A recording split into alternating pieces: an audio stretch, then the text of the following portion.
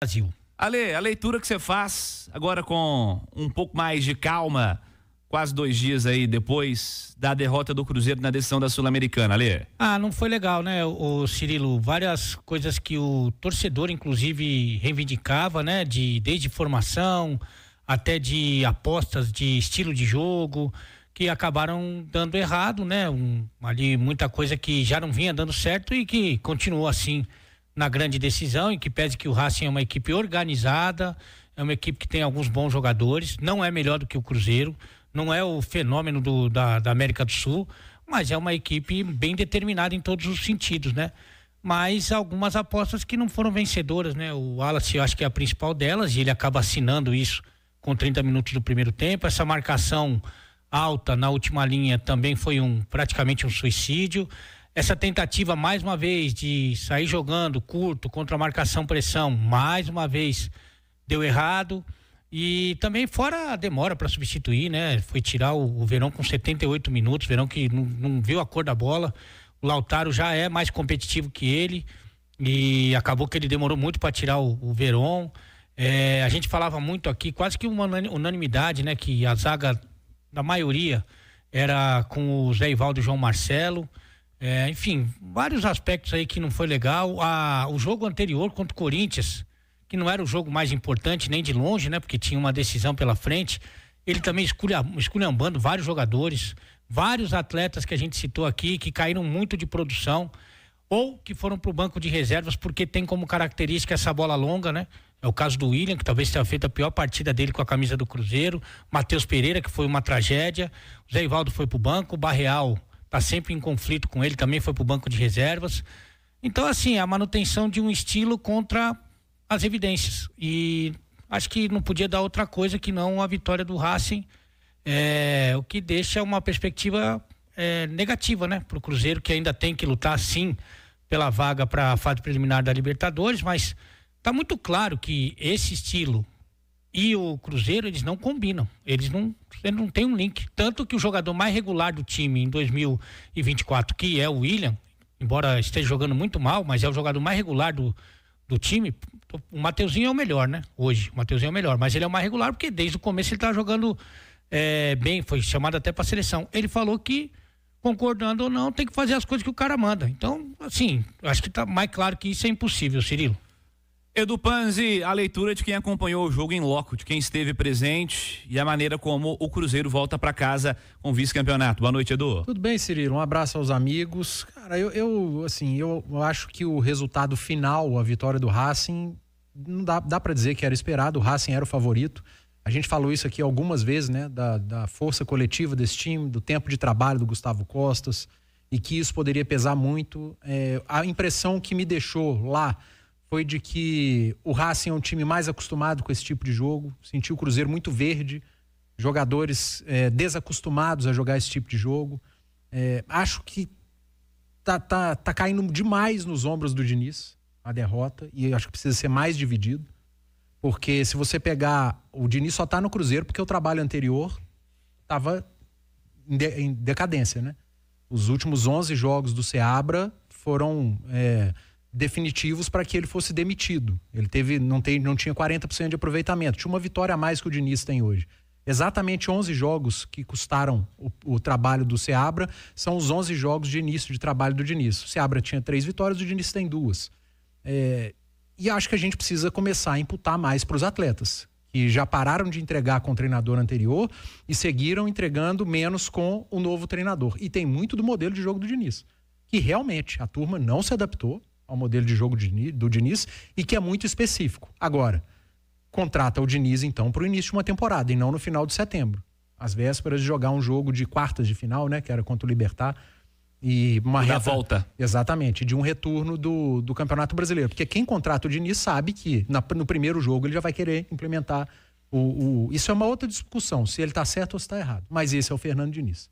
Eu não contrataria o Fernando Diniz no final de setembro, eu contrataria o Fernando Diniz no início de dezembro, para trabalhar a equipe do ano que vem, para montar o elenco. Um elenco que foi montado pro Larcamon, nem pro Seabra, nem pro Diniz. E, cara, uma atuação abaixo de crítica do João Marcelo. Um jogo horroroso do João Marcelo. Pesado, né? Lento. Mal posicionado, péssimo jogo do William. Matheus Pereira de novo sumido. O Lucas Silva entrou e com 15 minutos tomou um cartão. Adiantou muito pouco. Aliás, o Cruzeiro melhorou porque o Racing fez 2-0 e baixou linha. E deu a bola pro Cruzeiro. Porque não houve melhora do Cruzeiro. E o Cruzeiro jogou ali 5, 6 minutos depois do gol do Caio Jorge. Então, para mim, venceu o time que era melhor, que mereceu vencer, que foi a melhor equipe da competição. E eu vou dividir mais a responsabilidade. O Diniz tem muita responsabilidade porque ele é o treinador, mas a turma que entrou em campo, acho que esqueceram que ali era uma final de Copa e jogaram um amistoso. Lembrando que esse debate está só começando, hein? Você que tá no radinho, bora pro YouTube, Itatiaia Oficial, Itatiaia Esporte, vai continuar até 8 da noite.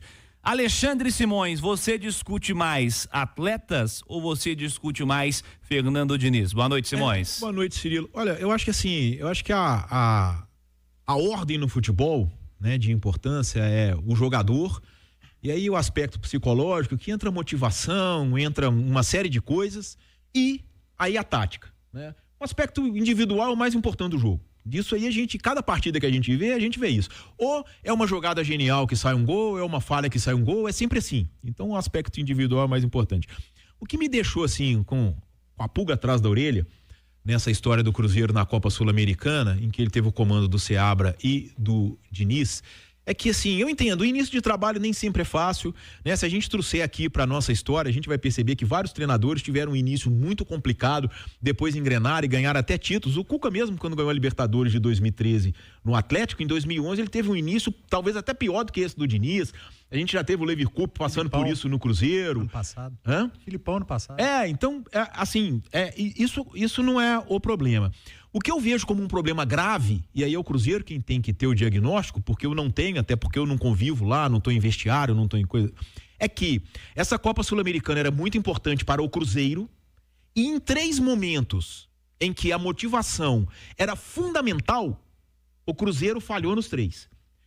O jogo contra o Libertad no Mineirão, o Cruzeiro fez 2-0 lá, né? Um time muito inferior ao Cruzeiro. O Cruzeiro veio pro Mineirão. Inferior você tá sendo gentil, um time fraco. O Diniz erra em não tirar o Lucas Romero, que aí é expulso. Aí o Cruzeiro fica com 10, vira um Deus nos acuda, que vocês vão se recordar com o Libertad jogando bola na área, com 2 galalau lá e por pouco, se não é o Cássio, corria o risco da vaca ir pro brejo. Mas aí o Cruzeiro classificou, foi pra semifinal. Aí o Cruzeiro iniciou a semifinal da Sul-Americana contra o Lanús, jogando no Mineirão com 60 mil pessoas. 60 mil pessoas que estavam lá loucas pra empurrar o time. E o time não queria ser empurrado. Eu não sei se você tava Cruzeiro no Lanús? Tava, estive. O 1-1. Empate por 1-1. Assim, um negócio assim horroroso. Lembrou uma preguiça danada também. Sábado. Não, e lembrou o sábado. Porque não é os 20 minutos de sábado. É por causa do calor, somado ao fato de o Racing ter visto assim, peraí, nós fizemos 3 gols nos caras em 20 minutos. Porque aquele gol anulado, eu acredito no VAR, não desacredito. Mas foi por milímetro, foi por centímetro. E estava muito fácil. Então, é esse tipo de situação que eu vejo que existe algum problema. Ou existe um problema de comando, ou existe um problema geral dos jogadores. Porque aí na hora que você vai pegar, você pega expulsão de cara com 3 segundos de jogo, você pega... Então, é um universo muito pequeno de jogos para tanta situação em que fica evidenciado algum problema de comando. Porque eu acho que um time entrar no Mineirão com 60 mil torcedores, querendo empurrar, querendo fazer festa, e o time jogar a torcida lá para baixo, ou o cara entrar numa final de Copa Sul-Americana, que era importantíssima pro Cruzeiro, e parecer um amistoso de pré-temporada, alguma coisa muito errada tem, ou no comando ou no grupo. Então eu acho que esse é o grande diagnóstico que o Cruzeiro precisa fazer nesse momento, até para brigar por essa vaga na Libertadores do ano que vem.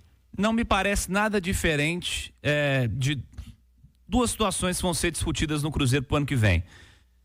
Se o Diniz for o técnico de 2025, boa parte desse elenco vai mudar. Que não me parece que os caras compraram a ideia e me parece que o Diniz precisa de mais para fazer o que ele quer fazer. De outras características, outros perfis, outros atletas.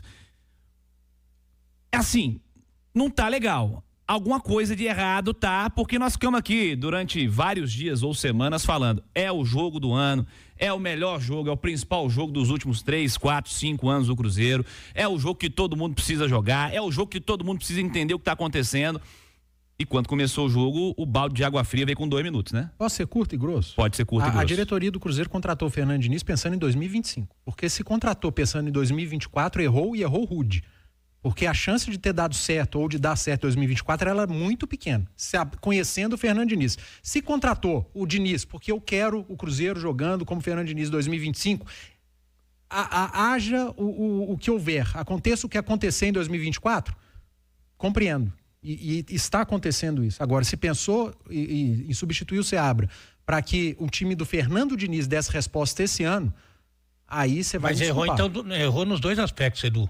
Porque se pensou só em 2025, com o time terminando o turno na 4ª colocação e na semifinal, praticamente na final da Copa Sul-Americana, errou. É por isso que eu falei. Errou Independentemente do que fosse acontecer, eu quero o Diniz para 25. Beleza, só que aí a gente tem um outro ponto também, a gente tem um outro aspecto que a gente não pode deixar de descartar, que é a limitação então, do Fernando Diniz como treinador. Porque a gente tem no passado recente do futebol brasileiro, 2022, o Dorival assume o Flamengo na draga e ganha as 2 Copas.